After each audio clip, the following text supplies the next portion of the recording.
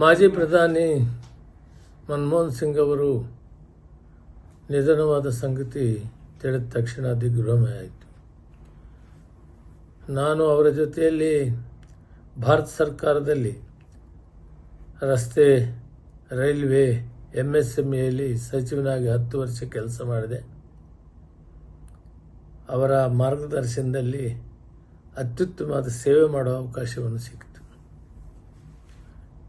ಈ ಜಗತ್ತಿನ ಅತಿ ಶ್ರೇಷ್ಠ ಅರ್ಥ ತಜ್ಞರಲ್ಲಿ ಒಬ್ಬರಾದಂಥವರು, ಹೊರದೇಶಗಳಿಗೆ ಮಾರ್ಗದರ್ಶನವನ್ನು ಕೊಡಿದಂಥವರು. 1991ರಲ್ಲಿ ನಾನು ಮೊದಲು ಲೋಕಸಭೆಗೆ ಆಯ್ಕೆಯಾದಾಗ, ನರಸಿಂಹರಾವ್ ಅವರು ಪ್ರಧಾನಮಂತ್ರಿ ಆದಾಗ ಅರ್ಥ ಸಚಿವರಾಗಿ ಈ ರಾಷ್ಟ್ರ ಆರ್ಥಿಕ ಪರಿಸ್ಥಿತಿ ಕಷ್ಟ ಇದ್ದಂಥ ಕಾಲದಲ್ಲಿ ಈ ರಾಷ್ಟ್ರವನ್ನು ಬಹಳಷ್ಟು ಅಭಿವೃದ್ಧಿ ಮಾಡಲಿಕ್ಕೆ, ಆರ್ಥಿಕ ಪರಿಸ್ಥಿತಿಯನ್ನು ಸರಿಪಡಿಸಲಿಕ್ಕೆ ಅತಿ ಹೆಚ್ಚು ಕೆಲಸವನ್ನು ಮಾಡಿದಂಥವರು. ಅದರ ಮುಖಾಂತರ ಅವರು ಪ್ರಧಾನಮಂತ್ರಿ ಆದ ಮೇಲೆ ಈ ರಾಷ್ಟ್ರದಲ್ಲಿ ಸಮಗ್ರ ಅಭಿವೃದ್ಧಿಗೆ, ಆರ್ಥಿಕ ಸ್ಥಿತಿಯಲ್ಲಿ ಜಗತ್ತಿನ ಬೇರೆ ರಾಷ್ಟ್ರಗಳ ಜೊತೆಗೆ ಹೋಲಿಕೆ ಮಾಡಿದರೆ ಬಹಳಷ್ಟು ಅತ್ಯುತ್ತಮ ಮಟ್ಟಕ್ಕೆ ತಂದರು. ಎಷ್ಟೋ ರಾಷ್ಟ್ರಗಳು ಒಂದು ಸಂದರ್ಭದಲ್ಲಿ ಸಕಾಲಕ್ಕೆ ಹಣವನ್ನು ಕಟ್ಟದೆ ಅವರು ಡಿಫಾಲ್ಟ್ ಆದಾಗ ಮನಮೋಹನ್ ಸಿಂಗ್ ಅವರು ವರ್ಲ್ಡ್ ಬ್ಯಾಂಕ್ಗೆ ತಗೊಂಡಿದ್ದ ಸಾಲವನ್ನು 3 ತಿಂಗಳು ಮೊದಲು ಕಟ್ಟಿ ಜಗತ್ತಿನಲ್ಲಿ ಭಾರತ ದೇಶಕ್ಕೆ ಒಂದು ಬಹುಮಾನವನ್ನು ತಂದಂಥ ಕೀರ್ತಿ ಮನಮೋಹನ್ ಸಿಂಗ್ ಅವರಿಗೆ ಸೇರಬೇಕು. ಇಂಥ ಒಬ್ಬ ಅರ್ಥ ತಜ್ಞರನ್ನು, ಪ್ರಧಾನಿಯನ್ನು ನಾವು ಕಳ್ಕೊಂಡಿದ್ದೇವೆ. ಅವರು ಈ ದೇಶಕ್ಕೆ ಕೊಟ್ಟ ಕೊಡುಗೆ, ಮಾರ್ಗದರ್ಶನ, ಅಭಿವೃದ್ಧಿ ನಮ್ಮೆಲ್ಲರಿಗೂ ದಾರಿದೀಪವಾಗಿದೆ. ಇಂಥ ಒಬ್ಬ ಮಹಾನ್ ಚೇತನವನ್ನು ಕಳೆದುಕೊಂಡ ಭಾರತ ದೇಶ ಇವತ್ತು ದುಃಖತಪ್ತವಾಗಿದೆ. ಅವರ ಆತ್ಮಕ್ಕೆ ಶಾಂತಿಯನ್ನು ಕೊಡ್ತೇನೆ.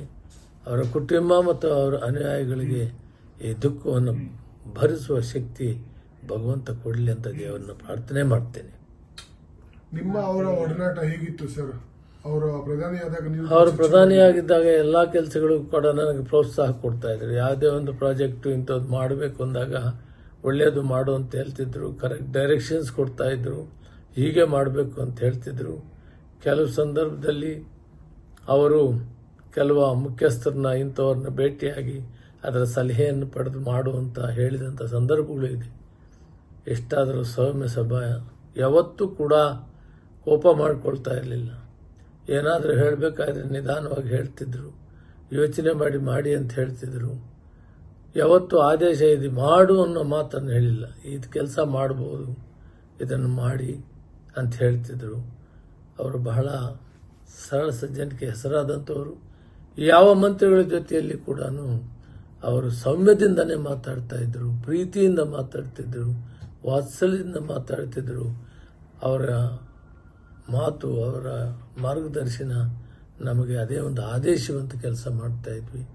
ಅತ್ಯುತ್ತಮವಾದಂಥ ಒಬ್ಬ ಅರ್ಥ ತಜ್ಞರನ್ನ ಈ ದೇಶದ ಸರ್ವತೋಮುಖ ಅಭಿವೃದ್ಧಿಗೆ, ಆರ್ಥಿಕ ಪರಿಸ್ಥಿತಿಯನ್ನು ಜಗತ್ತಿನ ಬಲಿಷ್ಠ ರಾಷ್ಟ್ರಗಳ ಜೊತೆಗೆ ಕೊಂಡೊಯ್ದಂಥ ಮಹಾನ್ ಚೇತನವನ್ನು ಈ ದಿನ ನಾವು ಕಳೆದುಕೊಂಡಿದ್ದೀವಿ. ಈ ದೇಶ ದುಃಖತಪ್ತದಲ್ಲಿದೆ.